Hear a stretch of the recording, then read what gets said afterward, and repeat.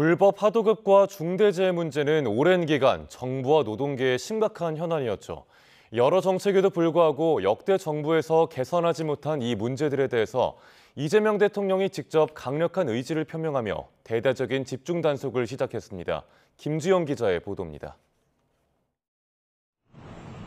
지난 2022년 중대재해처벌법이 첫 시행된 뒤 노동환경 변화에 대해 관심이 높았습니다.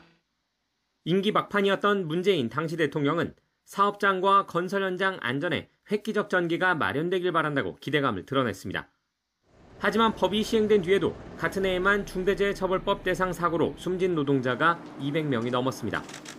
같은 해 시작한 윤석열 정부는 해당 법안이 처벌 중심이라고 비판하면서 노사 자율 예방에 방점을 찍겠다고 강조했지만 우리보다 먼저 중대재해 문제를 고민했던 선진국은 촘촘한 정부 규제와 처벌만으로는 더 이상의 감축이 어렵다는 점을 인식하고 크고 작은 사망사고는 이어졌고 지난해 20명 이상 사망자가 발생한 화성 아리셀 공장 사고까지 나면서 정책 방향이 맞는지 의문이 이어졌습니다.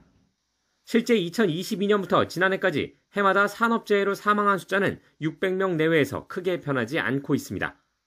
산업 곳곳에 퍼져 있는 불법 하도급으로 책임 소재가 불분명한 상황이 빈번한 데다 사고 예방에 대한 인식도 여전히 부족하다는 지적입니다.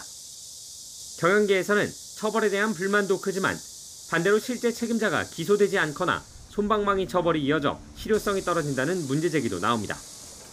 이번 정부 들어서는 이재명 대통령이 직접 나서 중대재해가 끊이지 않는 노동환경을 질타했습니다.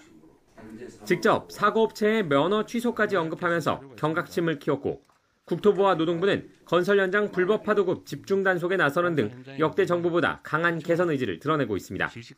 예상할 수 있는 일들을 방어하지 않고 사고가 나는 것은 결국 죽음을 용인하는 거죠. 아주 심하게 얘기하면 법률적 용어로 미필적 고의에 의한 살인 아닙니까?